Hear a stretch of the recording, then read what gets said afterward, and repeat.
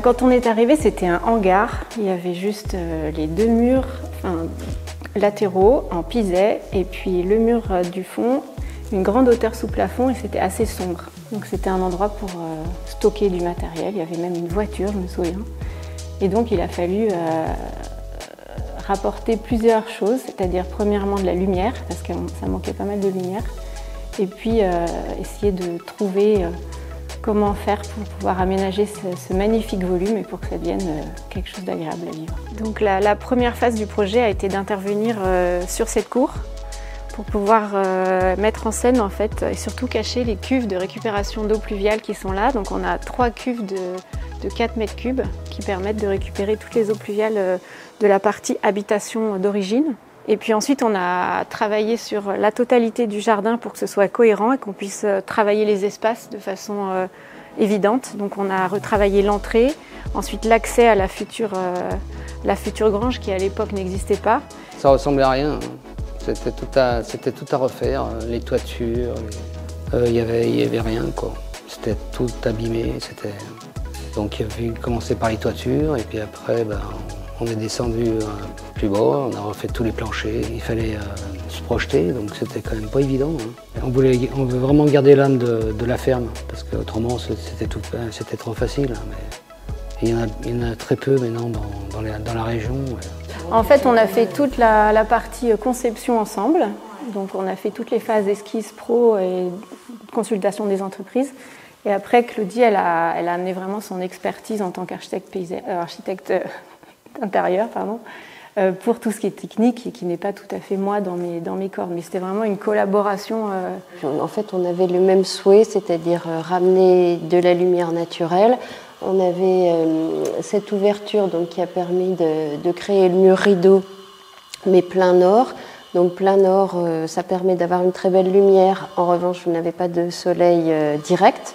C'est pour ça qu'on a proposé une ouverture de la toiture avec une verrière de 5,80 m par 3,60 m, ce qui a permis d'amener et de la lumière et du soleil. Donc on a beaucoup travaillé là-dessus et à l'intérieur, on voulait que justement cette lumière se diffuse. C'est pour ça qu'on a rajouté encore 2 verrières à l'intérieur. Donc là, nous sommes dans la pièce de réception. La hauteur sous plafond, la hauteur sous faîtage est de 6,40 m. Nous avons souhaité faire entrer la lumière, donc nous avons installé un mur rideau qui est en aluminium à rupture de pont thermique et en double vitrage. Ensuite, nous avons travaillé sur les verticalité du mur rideau, des verrières, verticalité également des garde-corps et de cette cheminée.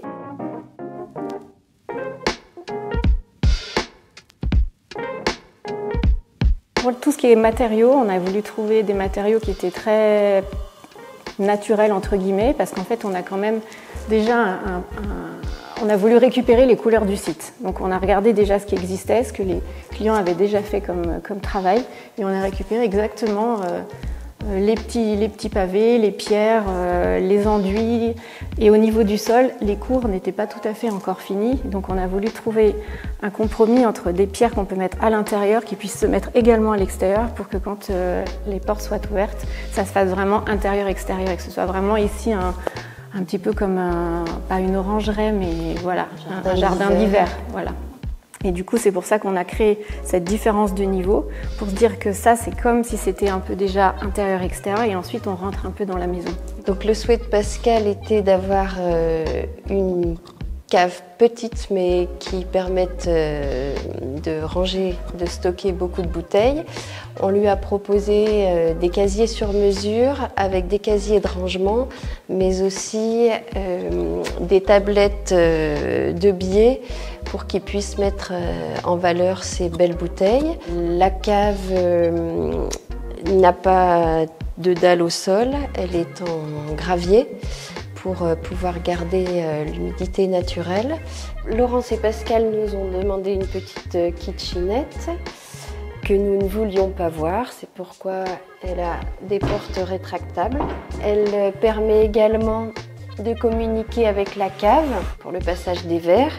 En tout, il y a eu 6 mois de travaux, mais sachant que ça, c'est vraiment proprement pour la grange, parce qu'ensuite, il y a eu à nouveau les extérieurs qui ont dû être faits dans la continuité, etc.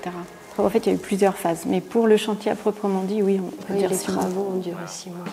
Alors, nous avons dessiné le garde-corps et puis la main courante qui ont été réalisés par des artisans métalliers, et la main courante est rehaussée par un bandeau LED.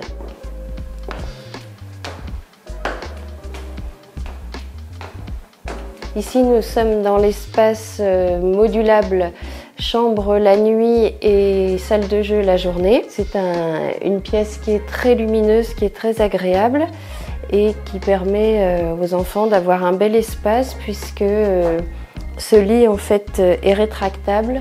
On le replie et il se cache derrière une porte invisible. La verrière ne dispose pas de store occultant, mais c'est un choix des propriétaires, et par précaution on a quand même prévu les alimentations électriques. Si un jour ils changent d'avis, ils pourront les équiper. Oui, comme vous pouvez le voir, nous sommes toujours dans cet esprit dedans dehors, même dans la chambre. On a une très belle vue sur le jardin et beaucoup de lumière.